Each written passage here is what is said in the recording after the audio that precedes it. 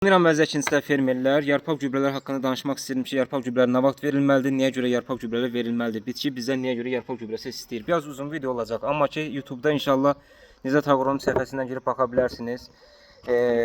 Və yarpaq gübrələri torpaqda müəyyən dəyişikliklər baş verir. Bəzi torpaqlarda pH-in yüksəkliyi, istilik yüksəkliyi, organik maddənin azlığı və yaxud da çoxluğu, həmçinin də torpaqda antagonist deyilən bir element, yəni PM versiniz üzvü gübrələr, həmçinin də qida maddələri versiniz, şumaltılar versiniz. Bunların çoxluğundan bəzən torpaqda qida maddələrinin bloklanması baş verir. Yəni bitki rahatçılıqla bəzi qida maddələrini ala bilmir.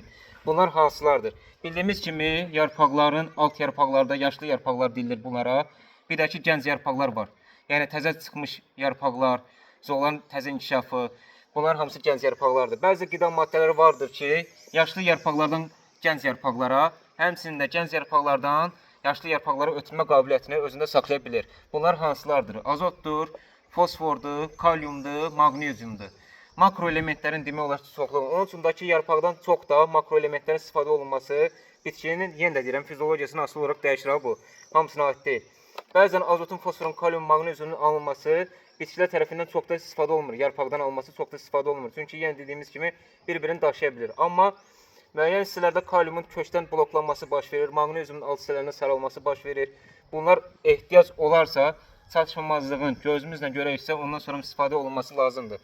Amma bəzi qida maddələr vardır ki, bayaq dediyimiz daşınmalar onlarda baş vermir. Yəni, bitkilər ümumiyyətlə onu bir-birindən daşıya bilmir. Elə yaşlı yarpaqlarda nədirsə, elə qalır onda.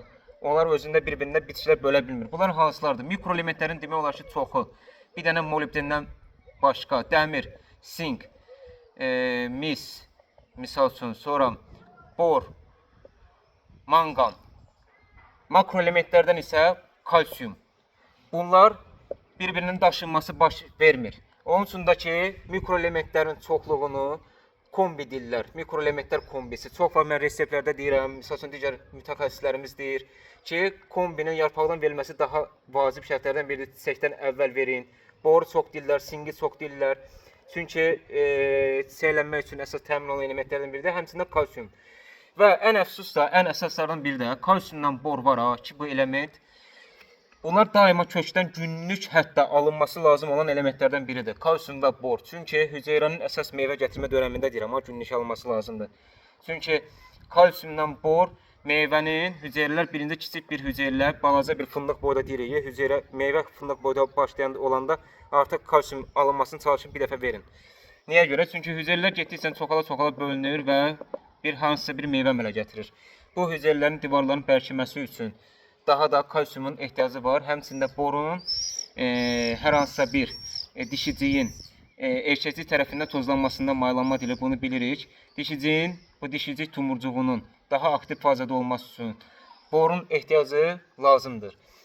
Və gəldik ki, mikroelementlər torpağın pH-ında, pH bildiyimiz kimi 6-5-7-5 arası demişdik ki, olması daha yaxşıdır. 7-5-dən yuxarı olanda və əfsuslar olsun ki, bizim Azərbaycan torpaqların çox hissələrində 7-5-dən yuxarı pH-ımız var və bu pH-in 7-5-dən olması torpaqlarda mikroelementlərin alınmasını zəiflədir. Onun üçün də ki, ən gənc yarpaqlarda, təzə çıxan yarpaqlarda çox bitkilərimizdə görmüşük ki, saralmalar baş verir. Çox səbəblərdən ola bilər, amma mikroelementlərin daha çox çatışmamazlığından baş verir. Onun üçün də ki, bitkilərin fizioloji baxımından asılı olaraq bəzi bitkilərə 3 dəfə, bəzi bitkilərə 2 dəfə mikroelementli kombini tətbiq eləmək lazımdır. Kalsiyum boru isə yarpaqdan tətbiq eləməyimiz 2 dəfə, 3 dəfə meyvə görsənəndə verməmiz lazımdır. Meyvəli çatlama, partlama, meyvənin arxa hissəsində, bax, misal üçün bu pomidordur, meyvənin arxa hissəsində qaralmalar baş verir və yaxud da badımcanda olur, bibərdə olur. Bu kimi şeylərdə kalsiyumun çatışmamazlığından əziyyət çəkir. Niyə görə? Çünki torpaq quru halda bəzi qida maddələr vardır ki, quru halda alınır, bəzi qida maddələr var ki, su ilə birlikdə alınır. Quru halda kalsiyum alınmır. Kalsiyumda dedik axı bayaqlar ki, kalsiyum günlük alınan elementlərdən biridir. Biri olmalıdır. Və bu alınması baş vermir. Quru torpaqlarda baş vermir. Həmçində kalsiyum transpirasiya, yəni ki, yarpaqdan buxarlanma vasitəsilə kalsiyum daha çox sürətli şəkildə uçur. Onun üçün də ki, kalsiyum özündə saxlaya bilmir. İndi isə gəldik, azot, fosfor, kalyum, maqnezium dedik ki, bunlar bir-birindən dövr eləyən elementlərdir, amma yenə çatışmamazlığını göstərir. Kalyum misal üçün rəng almasında, meyvənin içi, hüceyrələr bu dedik ki, hüceyrə qılafının bərkiməsində, hüceyrə misal üçün budur. Bir meyvənin içində milyardlarla hüceyrə var. Yarpağın içində milyardlarla hüceyrə var.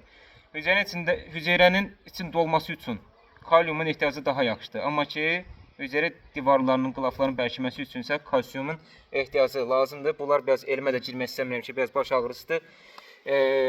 Bundan başqa əsassa gəldik ki, yarpaq gübrələri nə vaxt vurulmalıdır? Saat neçə iradələrində vurulmalıdır? Bu hissələri çox əkinçilərimiz ötürür və yarpaq gübrələrin hansı şəraitdə vurulmalıdır ki, yarpaq gübrələri daha effektiv olsun. Bu da danışacağım.